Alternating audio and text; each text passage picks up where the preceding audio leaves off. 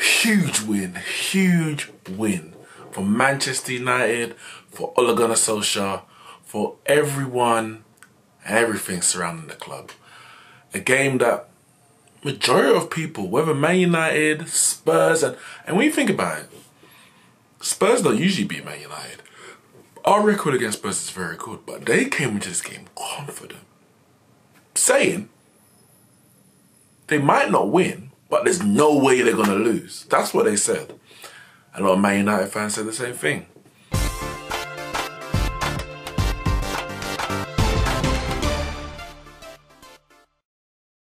I didn't do a video of a preview of my predictions, but honestly, I saw us coming out of a draw.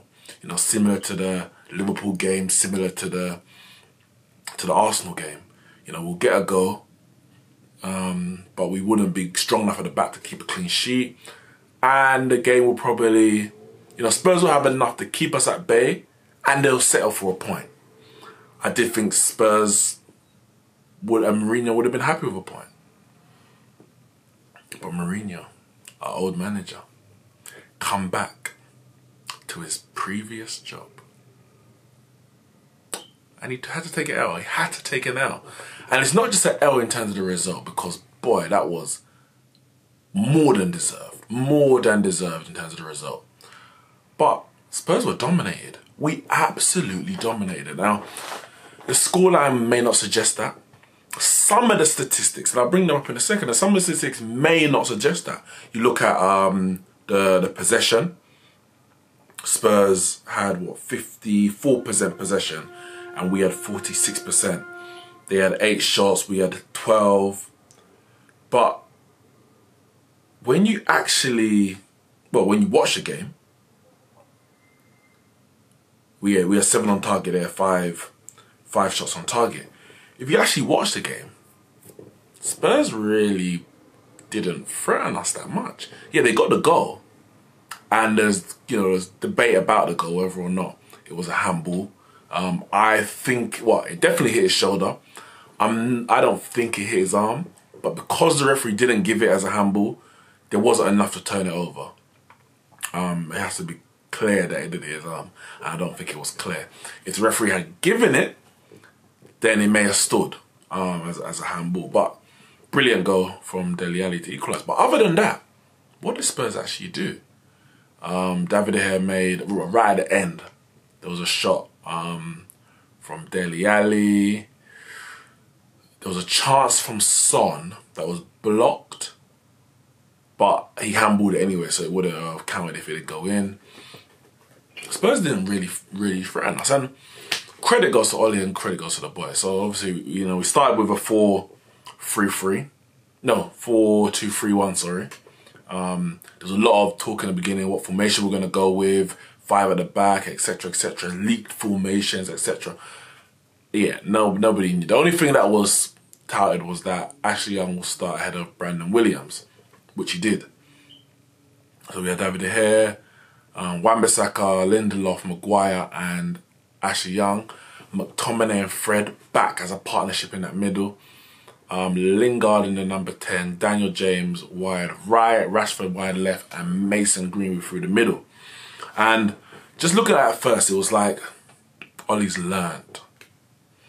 We played against Liverpool with a 3 at the back, and it's not to say we didn't play well, but you saw that the 3 at the back, and in other games since then, hasn't worked for us. When we changed to a 4, or we started with a 4, we're much more comfortable, much better. In some cases, you know, too many hands actually spoil the broth. You got too many centre backs getting in each other's way, or not taking responsibility where they should, leave it to the other person. And so that was the first thing. We went back to a back 4.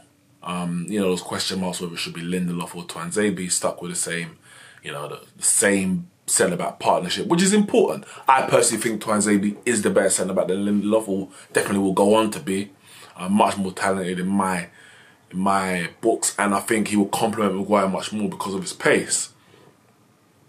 But a centre-back partnership is so important that you don't want to have to split it up unnecessarily. But anyway, we went with Lindelof.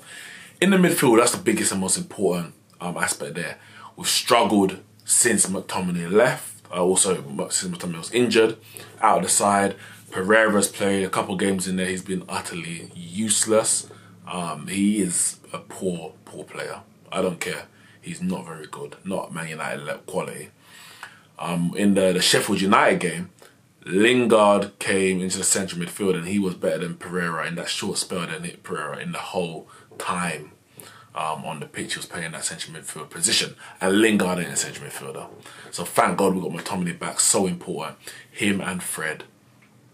I'm going to get onto the performances, but that was the two in the midfield. Then he went with, as I said, Daniel James on the right, expected. Lingard replacing Mata in the number 10. I think that's so important because of the legs, the pressing that we did of Spurs from minute 1 to minute 90. Someone like Mata wouldn't be able to do that. Someone like Pereira could, for example. You know, Solskjaer's spoken about him as that kind of number 10, where he runs a lot. You know, his final ball and his final shot ain't always great, but he runs a lot. Got the energy.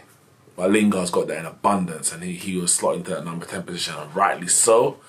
Rashford on the left, and Mason Greenwood up front.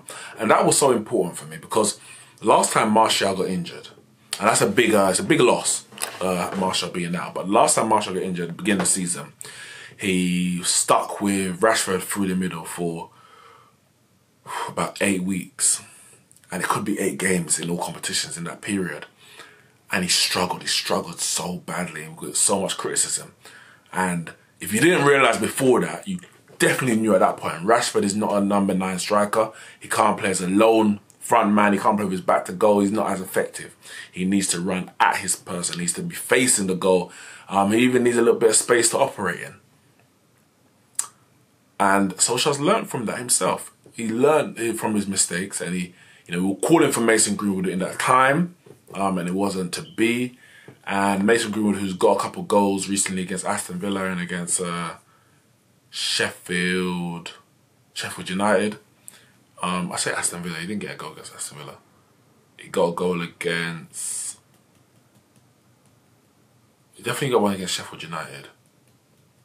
Did he get one in the Europa League? Can't remember now. I feel like he got 2 recently, but it could just be the one against Sheffield United off the bench. And he went through the middle and Rashford on the left. And even though Mason Greenwood didn't have the most impactful game, you can't pinpoint a specific moment where he stood out. He did a job. And by him doing a job, it allowed Rashford, and who was to be our key attacking talisman in that game, to play in his best position. Because what happens is if you put Rashford through the middle, you take away from what Rashford can offer, and then his replacement on the left or the right, wherever you want to bring that person in, is not going to be as effective. So you lose from 2 positions. By only losing Martial and having Greenwood in there, Rashford is still Rashford on the left. And he could do his damage. And Aurier was on toast. He had him on toast all game. From minute 1 to minute 90. Even when he moved into the middle. Like, they could not handle Marcus Rashford. That is the Marcus Rashford we want to see over and over again. And he's been doing it. Since Martial came back. So since he moved back to his left-hand side position. Since he went on international duty for England. Playing against Bulgaria. Since that night, he has been in unstoppable form. He's now got 9 Premier League goals. His best season is 10, which was last season, and he's only played 15 games now. So 9 goals, 4 assists in 15 games, 12 goals. Is that correct in all competitions? 12 in 20. Is that right? 12 in 20 in all competitions, I believe it is. And the same 4 assists for club, country. I haven't got those stats in front of me, but he's having a very good season. Very good first half of the season, and it's brilliant form. We just hope that this form can become the norm.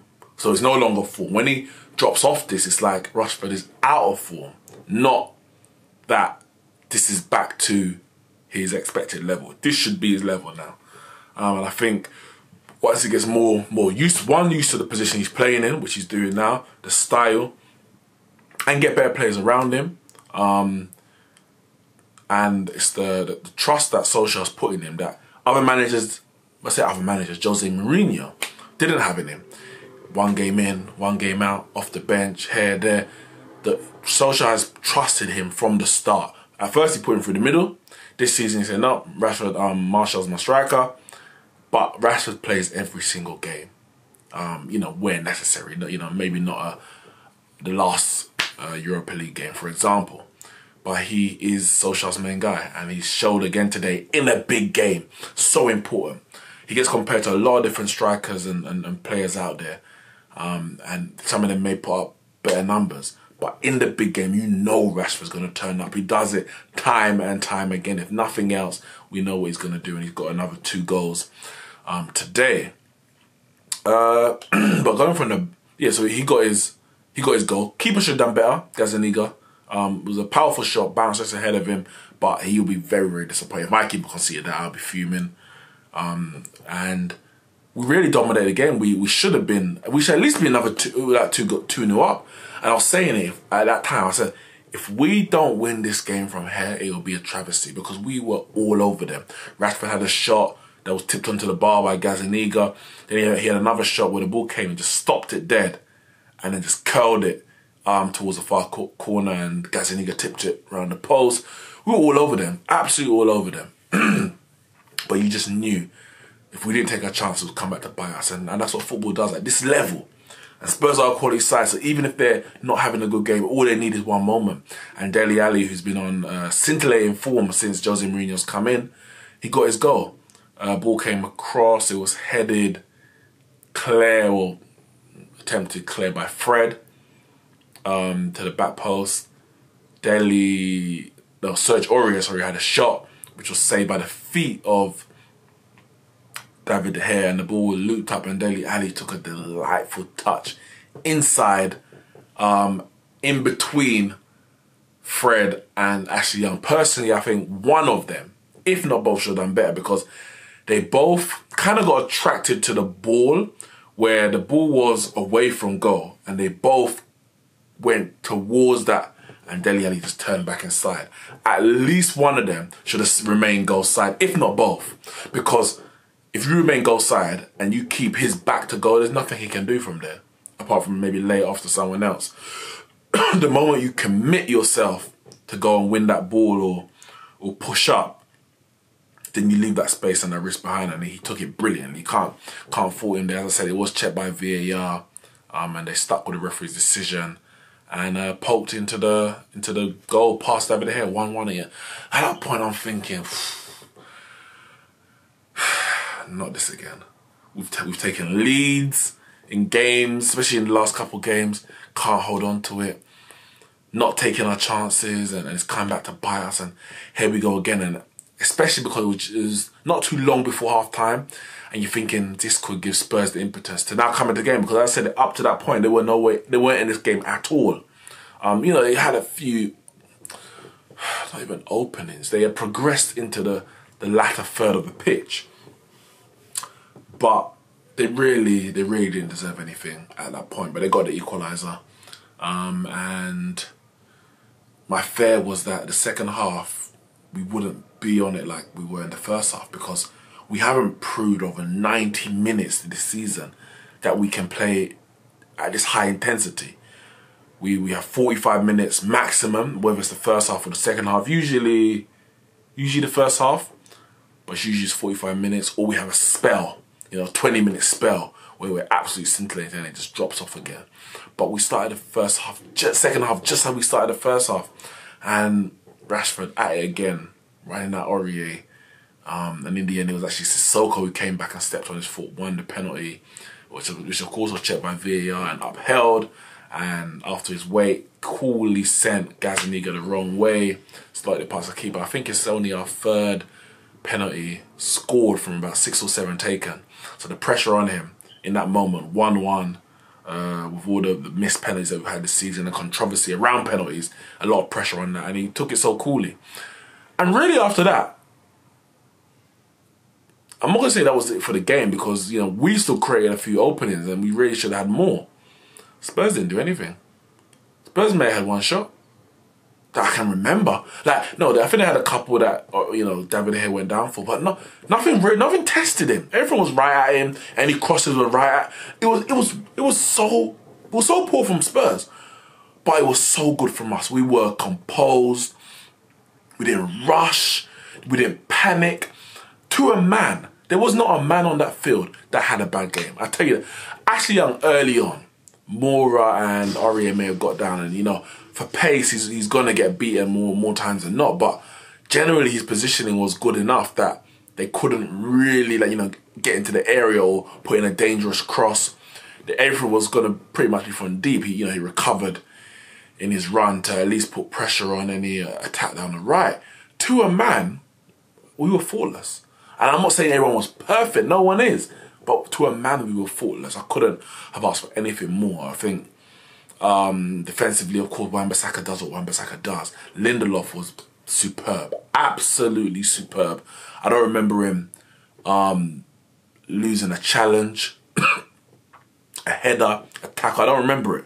I'm sure there might have been one, but I don't remember it at all. Between him and Maguire, Harry Kane, completely quiet, nullified.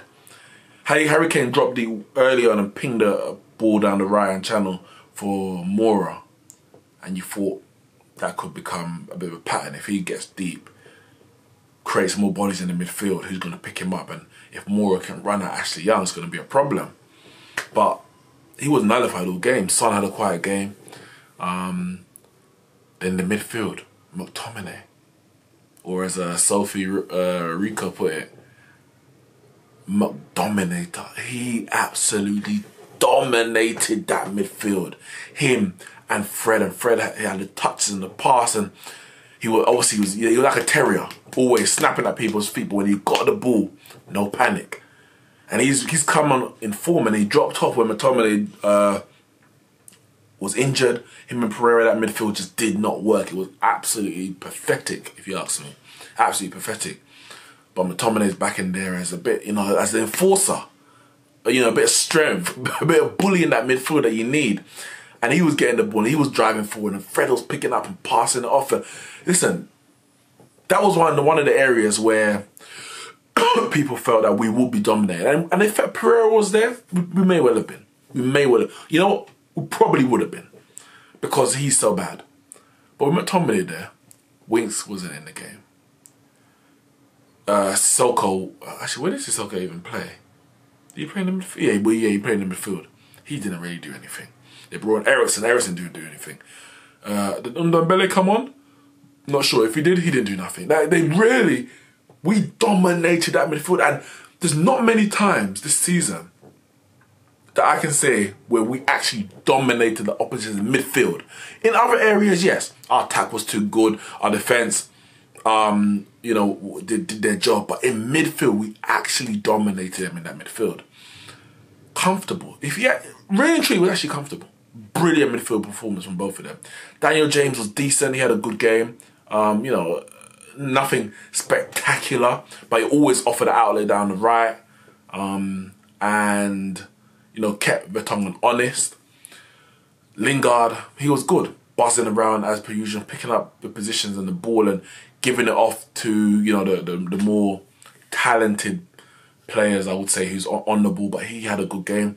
Mason Greenwood, I say nothing spectacular, but he occupied his centre-backs. He put himself about, and he got a standing ovation when he came off, which says it all. But the last word has to go to Marcus Rashford. Absolutely brilliant world-class performance. All game from minute 1 to minute 90. And as a matter of fact, he should have had a hat-trick. He ran through, later on in the game, a ball over the top from Luke Shaw, who came on. And there's two things. He got the ball, and the first touch was poor. That was the first thing.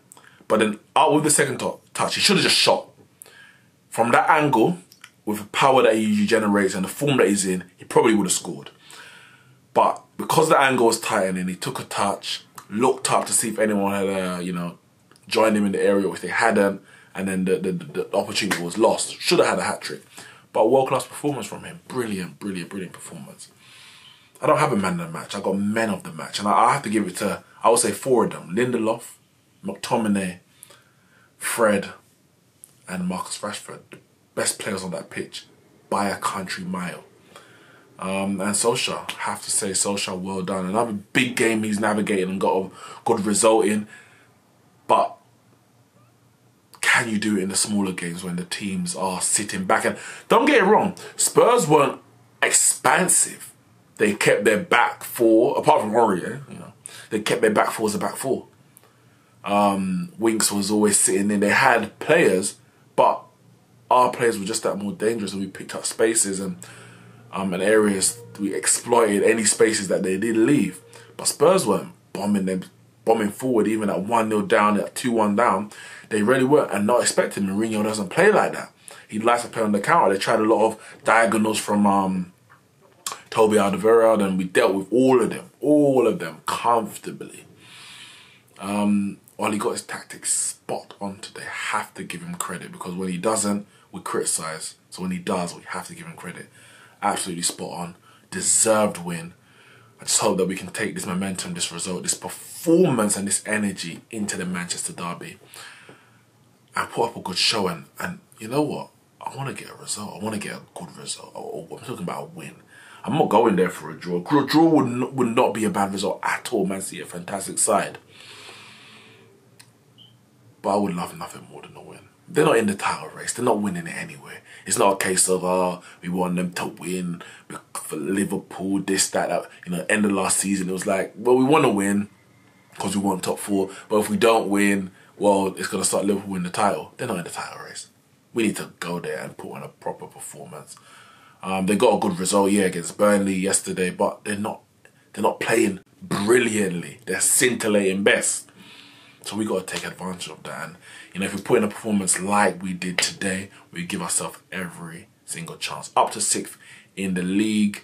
Hopefully we can rise further. Ollie is still there. He's not a monkey off his back, but it's a pressure lifted off him, off his shoulders. You know, the questions will rest for another week or so, because the talk was if he loses both of these games, then it said if they lose one of these games, they're not sacking him. Unless he gets thumped 10-0 by Man City, they're not sacking him. So that's not happening. So the pressure's been lifted, and we need to go and put a good performance against Man City. And I say the win is the most important thing, but the performance, it tells me a lot. It tells me, one, that the players are playing for Solskjaer, which is one of probably the most important thing. And 2, hopefully, he's finding a way to get the best out of this team and get results. I guess the proof will be in the pudding. The proof will be when we play against teams who do sit back and who do make us the onus on actually breaking them down. And the question marks are still there in that regard. Players are definitely going to be needed in January. Pogba is definitely needed back.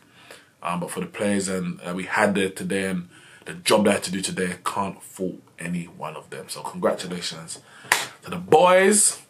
And we go on. We march on to the Manchester derby on Saturday. Guys, make sure you hit the like and subscribe button. I'll see you all soon.